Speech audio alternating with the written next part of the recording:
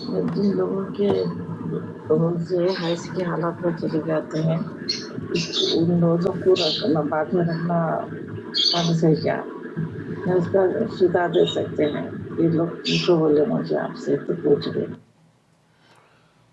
وہ خواتین جو کہ رمضان میں خاص ایام کی وجہ سے، ماہواری کی وجہ سے روزے نہیں رکھ پاتی ہیں، آیا انہیں روزے رکھنے ہیں؟ یا کیونکہ نمازیں تو معاف ہیں، روزے فرض ہیں، روزے رکھنے ہیں یا نہیں رکھنے ہیں؟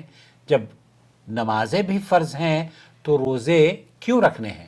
دوستو، بھائیوں اور بہنوں، یہی سوال ہے جو اکثر بہنوں کو پریشان بھی کرتا ہے، اور انہیں دین کی صحیح تعلیمات فراہم ہو جائے یہ چینل رمضان اور غیر رمضان میں سعودی عرب کے کبار علماء اور مشائخ کی فتاوی جات آپ کی خدمت میں پیش کرتا رہتا ہے۔ امید ہے کہ آپ اس چینل سے مستفید ہو رہے ہوں گے، اسے دیکھتے ہوں گے اور اپنے حلقے میں ضرور اس کے لنک کو بھی شیئر کرتے ہوں گے۔ مسلمانوں کے مابین یہ متفقہ طور پر مسئلہ ثابت ہے کہ حائضہ عورت رمضان کے روزوں کی قضا کرے گی۔ اس کی دلیل سنت نبویہ میں بھی ملتی ہے، اور اہل سنت والجماعت کا اس پر اتفاق اور اجماع بھی ہے۔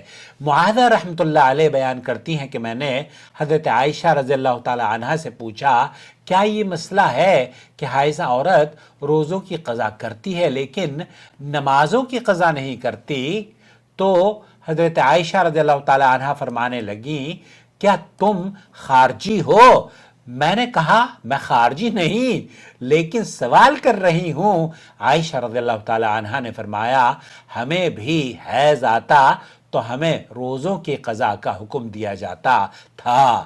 ہمیں بھی حیض آتا تو اللہ کے رسول صلی اللہ علیہ وسلم ام المؤمنین حضرت عائشہ اور دیگر امہات المومنات کو بھی روزے کا حکم دیا کرتے تھے۔ تو اللہ کے رسول صلی اللہ علیہ وسلم نے حکم دیا، لیکن نماز کی قضا کا حکم آپ علیہ السلام نے نہیں دیا۔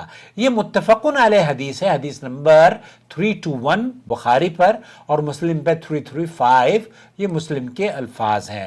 امام نووی رحمۃ اللہ علیہ فرماتے ہیں کہ یہ حکم متفقن علیہ ہے اور سب مسلمانوں کا اس پر اجماع ہے کہ حائضہ اور نفاس والی عورت پر اس حالت میں نماز اور روزہ فرض نہیں، اور اس پر بھی اجماع ہے کہ عورت پر نماز کی قضا واجب نہیں، اور ان کا اس پر بھی اجماع ہے کہ روزوں کی قضا کرنا اس پر واجب ہے۔ اسی طریقے سے اس میں فرق یہ ہے کہ نماز بہت زیادہ ہے اور بار بار ادا کی جاتی ہے اور اس لیے اس کی قضا کرنا مشکل ہے، لیکن روزے ایسے نہیں ہیں، اس لیے کہ پورے سال میں صرف ایک بار روزے فرض ہیں، اور ہو سکتا ہے اس دوران حیض یا ایک دن آیا ہو یا 2 دن آیا ہو، یا بہت ساری عورتیں ہیں وہ ڈیلے بھی کر دیتی ہیں۔ حافظ ابن حجر کہتے ہیں کہ جو کوفہ سے 2 میل کے فاصلے پر ایک بستی کا نام ہے، انہوں نے اس کا ذکر کیا اور کہا، اور خوارج کا مذہب رکھنے والے حروری کہا جاتا ہے ان کو، اس لیے کہ خوارج میں سب سے پہلا گروہ جس نے علی رضی اللہ تعالیٰ عنہ کے خلاف خروج کیا تھا، ان کا تعلق بھی اسی بستی سے تھا۔ خوارج کے بہت سارے فرقے اور گروپ ہیں، لیکن ان سب میں ایک متفقہ اصول اور عقیدہ یہ ہے کہ وہ قرآن مجید میں جو کچھ موجود ہے اسے ہی لیتے ہیں، اور احادیث میں جو کچھ زیادہ بیان کیا گیا ہے اسے نہیں تسلیم کرتے، بلکہ مطلقاً اسے رد کر دیتے ہیں۔ اور یہ فتنہ ہمارے یہاں آج کل اہل قرآن کے نام پر ایک گروپ آیا ہے، وہ بھی اس طرح کے فتنے پھیلا رہا ہے اور منکرین حدیث کے فتنے سے لوگوں کو متاثر کر رہا ہے۔ اہل علم کا اس بات پر اجماع ہے کہ حائضہ اور نفاس والی عورت کے لیے روزہ رکھنا حلال۔ اہل علم کا اجماع ہے کہ حائضہ اور نفاس والی عورت کے لیے روزہ رکھنا حلال نہیں، بلکہ وہ رمضان کے روزے نہیں رکھے گی، اس کے بدلے میں قضا کریں گی، اور اس پر بھی علماء کا اجماع ہے۔ اسی طریقے سے امام نووی بھی امت کا اس پر اجماع ہے کہ حائضہ اور جو نفاس والی عورت ہے وہ روزے کی قضا اس پر واجب ہے۔ شیخ الاسلام ابن تیمیہ رحمۃ اللہ علیہ کہتے ہیں کہ سنت نبویہ اور مسلمانوں کے اتفاق سے یہ بات ثابت ہے کہ حیض کا خون روزے کی منافی ہے، لہذا عورت، حیض والی عورت، نفاس والی عورت روزہ نہیں رکھے گی بلکہ اس کی قضا دے گی۔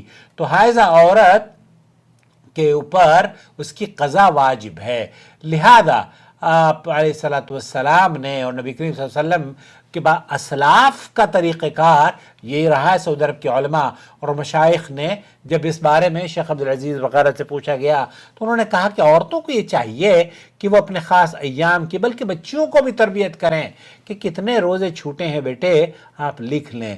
بہت ساری بچیاں ہیں جو بعد میں جب بڑی ہو جاتی ہیں نا، ذمہ داری کا انہیں احساس ہوتا ہے تو وہ اپنے ماں باپ کو کہتی ہیں ہمارے ماں باپ اتنے جاہل تھے، انہیں بیچاروں کو پتہ ہی نہیں چل پایا، وہ ہمیں باخبر ہی انہوں نے نہیں کیا۔ تو آپ کی ذمہ داری یہ بنتی ہے کہ آپ اپنے بچوں کو باخبر کریں اور ان سے کہیں کہ یہ حج، یہ جو روزے ہیں یہ آپ پر فرض ہیں، جب آپ حیض سے پاک ہو جائیں تو روزے رکھیں گی۔ اب ان کے کانوں میں ڈال دیں، ان کو ذمہ دار ٹھہرائیں، اور ایک واجب ہے یہ مسلمانوں پر کہ وہ اپنے ان روزوں کو مکمل کرے اور لکھ لے کہ کتنے مہینے کے روزے اس کے چھوٹے ہیں، تاکہ وہ اسی طریقے سے ان روزوں کی قضا کر سکے۔ تو یہ جو روزے ہیں نا جو ماہواری کی وجہ سے چھوٹتے ہیں، یہ روزے رکھنے ہیں، ان کی وہ ایسا نہیں ہے کہ آپ فدیہ دے کر چھوٹ جائیں گی، بلکہ اس کے روزے رکھنے ہیں، چاہے آپ نے 1 مہینے کے نہیں رکھے ہیں۔ تو اور جیسے بہت سارے خواتین ہیں، ہم پڑھتے تھے ہمیں تو پتہ ہی نہیں ہے، کسی نے بتایا ہی نہیں ہے۔ میں اپنی بات بتاؤں نا، مجھے تو عورت کو حیض آتا ہے یہ یہاں آنے کے بعد پتہ چلا، 20-22 سال کی عمر میں۔ بہرحال کیونکہ لوگوں نے ہمارے عیب سمجھتے ہیں، حیض و نفاس پر گفتگو کرنا عیب سمجھتے ہیں۔ یہ عیب نہیں ہے، اگر یہ عیب ہوتا تو قرآن کریم میں ذکر نہ ہوتا، اگر یہ عیب ہوتا تو نبی کریم صلی اللہ علیہ وسلم کے فرامین میں ذکر نہیں ہوتا۔ یہ عیب نہیں ہے حیض و نفاس پر لوگوں کو ترغیب دلانا، لوگوں کو اس کے احکام بتانا، بلکہ وہ لوگ عجیب و غریب ذہنیت کے حامل ہیں جو کہ یہ کہتے ہیں کہ بس آپ ویڈیو تو بنائیں لیکن ان مسائل پر گفتگو نہ کریں۔ کیوں نہ کریں؟ کیونکہ عورتوں کو یا بچیوں کو اسلام پر آپ چلنے ہی نہیں دینا چاہتے۔ اللہ کے بندو، اللہ سے ڈرو۔ واجب على علماء الحق أن يتقوا الله وأن يعلموا الناس وأن يرشدوا الناس من طريق الإذاعة، من طريق الكتابة والصحافة، من طريق التلفاز، يعلموا الناس دينهم۔ توحید یہ ہے کہ ایک معبود حقیقی کی، ایک اللہ کی عبادت و بندگی کی جائے، اور اس کی ذات میں، اس کے صفات میں، اس کی الوہیات میں، اس کے تصرفات میں، اس کے علم میں، اس کی قدرت میں، اس کی شان و عظمت میں کسی بھی مخلوق کو بھی شریک نہ بنایا جائے، نہ پارٹنرشپ بنایا جائے۔ یہ ہے اصل توحید۔ اللہ ولی الذین آمنوا یخرجهم من الظلمات إلى النور والذین كفروا أولیاؤهم الطاغوت یخرجونهم من النور إلى الظلمات أولئك أصحاب النار هم فيها خالدون۔